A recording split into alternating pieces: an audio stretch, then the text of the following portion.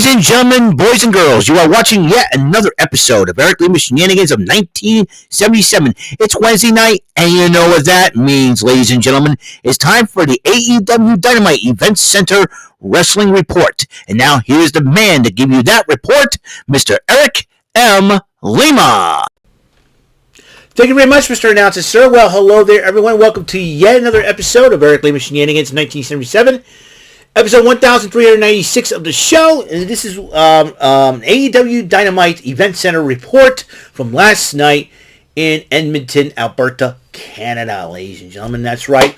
And just to let you know, if you noticed in my intro and also my thumbnail, excuse me, I've added another lady, one of my favorite ladies from the AEW roster, so to speak. It's Mina Shirakawa. Now, she's not a member of the AEW roster. She's a member of Stardom still, but she's been making a lot of appearances in AEW as of late. And because of the working relationship AEW has with Stardom, I figured, she's one of my favorite ladies there. I figured I'd add her into the intro as well. So you got her, you got Toni Storm, you got Harley Cameron, and you got Hikaru Shida, which we have not seen for quite a while. So, but might I digress. So we're going to talk about what happened on AEW Dynamite. As you know, Double or Nothing is coming up next pay-per-view for AEW. May the 26th. That's right after the King and the Queen in the Ring tournament that happened 2 weeks from this Saturday. And Arcady Aura, the new correspondent for AEW, I think filling in for Renee Paquette. I think Renee Paquette deserves some time off. She's been hard to work at this. So I know I think she's with family, obviously. Adam Copeland was interviewed by her, as Adam Copeland was talking about the House of Black, who had been a thorn in the side of Adam Copeland, and he decided that because he talked to Tony Khan, who and said, hey, he agrees with me, this is going to end, so it'll be a no disqualification match for the TNT title against Brody King. And so Orange Cassidy went one-on-one with Trent Barretta finally. These two are going at it for a long time, and Orange Cassidy ended up picking up the victory over Trent Barretta while John Callis was joining on commentary. As you know, Callis has been eyeing a lot, eyeing Orange Cassidy. Does Orange Cassidy need a new attitude? And will Don Callis be the one to provide that for him? Who knows for sure. But then after the matchup, Trent Barretta decided to keep on attacking Cassidy, and then Chris Statlander tried to hold back Trent Barretta. Don Callis is holding back Orange Cassidy. He said, hey, you won the match, let's go. Maybe Don Callis having a change of heart. Who knows what he's up to. But then Trent Barretta says, all about me. And that's all there is to it. So, and Chris Statlander, obviously, not very happy with Trent Barretta.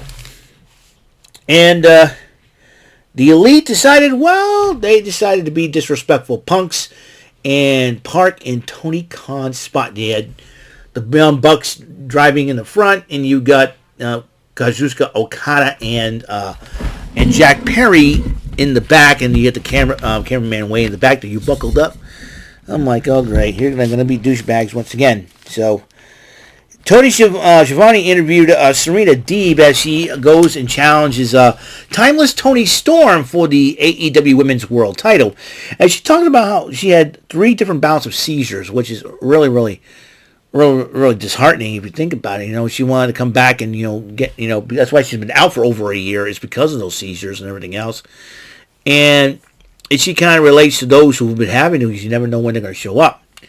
So Toni Storm the champ interrupted Deeb, saying that she's nothing but a charity case. She threw a couple of dollar bills at him, and Serena Deeb, he said, you better start giving a you-know-what about this. And then she goes, I don't give a you-know-what. Trying to keep it clean. And so she tried to sucker punch Serena Deeb, but Serena Deeb with a right hand knocked out the champ, prompting Luther to come out and get Toni Storm out of there. I was like, ooh, I think Toni Storm better watch out for that right hand of the Professor Serena Deeb. But, So I'm sure Tony Storm, hopefully that'll be a wake-up call at Tony Storm, and I'm sure the Timeless One will probably have probably some retribution waiting for the Professor. As one fan called her, Serena Dweeb. Well, I wouldn't disrespect Serena Deeb, by the way, or Tony Storm. So those two ladies are going to start getting serious. And so Lexi Nair interviewed Orange Cassidy, asking about to get a medical update, and Rocky Romero interrupts Cassidy. He said, well, so I got to go one-on-one with Jay White, and if I beat him, you, me, and a partner for our choice will get a trios title shot. And then when he brought out Trent Barretta, he goes, no. We'll figure everything out. Just go and do your thing. All right, then get better. Thank you.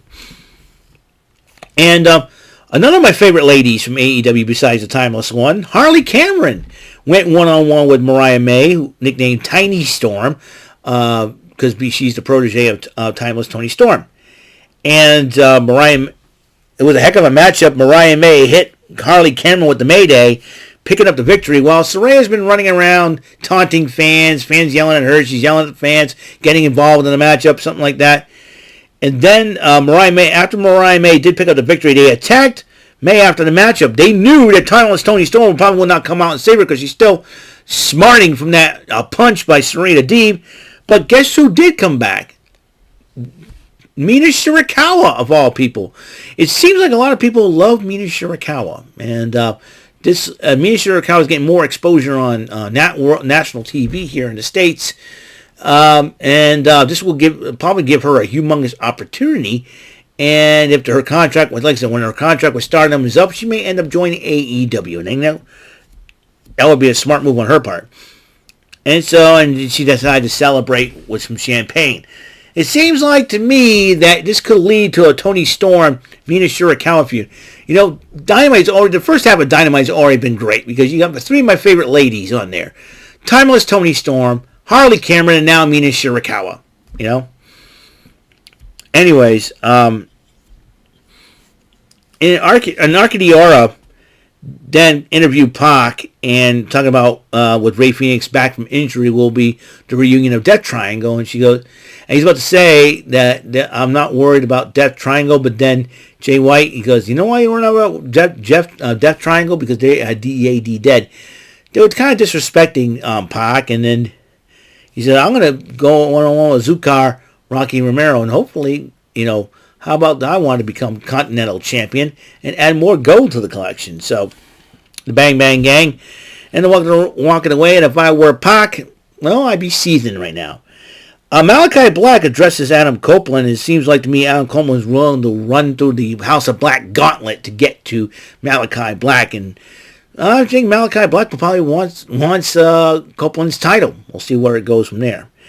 And then they had a thing about the Young Bucks and the Elite, and then they addressed the video they made. They made fun of Kenny Omega, and he said, Swerve, go out there and go get him. So Swerve comes out, addresses Christian Cage, calls him out, and then the Patriarchy shows up, and then Strickland goes, why don't you come in here right now? Wait a minute, I got backup on my own. Here comes the Mogul Embassy. Brian Cage and the Gates of Agony, Toa Leona, and Bishop Khan. And then, as Swerve was about to say, come on, take the gold from my teeth. Let's go. Take everything away from me. And then Brian Cage and the Gates of Agony turned on Swerve Strickland, attacking him. Had they joined the Patriarchy, along with Christian Cage and Nick Wayne and Killswitch and Shayna Wayne? Or, are they doing it on their own? Is Prince Nana calling the shots there? We don't know for sure. All I know is when you're the champ now, you are the ultimate target. And it seems like Swerve Strickland's not even bothered by that, but I'm sure he'll be smarting from what happened. And they laid him out, and they put him to a table and all that, and man. So, and then the Young Bucks applaud the actions of Cage. This is a nice working relationship. That means the Young Bucks were planning this whole thing. Oh, man. I'm telling you, when Tony Khan comes back and Kenny Omega comes back, there is going to be some heads that are going to roll, and it's the heads of the Elite. So, anyways, Arcadiora interviewed Willow Nightingale, and Willow Nightingale says that she'll probably beat Mercedes Moné to keep her title. Rocky Romero went one-on-one with Jay White, and Jay White ended up picking up the victory. And then after White picked up the victory, the Guns and White beat up Romero after the match, but then Pac decided to chase him away. And Samoa Joe is working out to recover from the title loss at Dynasty, and it seems like heads are going to roll with there too when Samoa Joe gets back in the ring. Chris Jericho and Big Bill in a tag match against Mo Jabari and Harlan Abbott. Jericho and Bill, obviously, two local guys. Jericho and Bill pick up the victory. They addressed Shibata. They addressed Hook, and Tony Schiavone came in the ring. So Hook will be back next week, so you don't have to wait long. He said, "Oh, we'll celebrate." And it seems like Chris Jericho is a condescending, you know what, and I guess say he's a dude wipe douchebag. That's what. And then Big Bill, hey, you know, and all that good stuff. And he mistook Edmonton for Calgary. Oh, you idiots! Hockey town, hockey rivalry, and Adam Copeland and Brody King went one-on-one in a no disqualification match for the TNT title. Even Brody King busted up. He's still going, but Adam Copeland retained the title, and then Brody King decided to beat up Copeland after the match when Kyle O'Reilly chases assists Copeland and helping beating up on Brody King. Arcadiora, woman's at work, man, I'm telling you, interviewed Copeland and O'Reilly, and then Copeland says, you know what, I know why you're doing this. Well played. How about this Saturday? Because Collision and Rampage will be on this Saturday, so there'll be no Rampage Event Center report this coming Friday, but Saturday it will. As they go on. And so Adam Copeland in Vancouver will be defending the title against Kyle O'Reilly, and that's Kyle O'Reilly's hometown, Vancouver, Canada. So they two shake hands and made the best man win. So this is going to be a heck of a matchup between those two. Then the Elite comes out and dresses Tony Khan and Kenny Omega. And you see, you know, they talk about Anarchy in Arena. We said they don't know.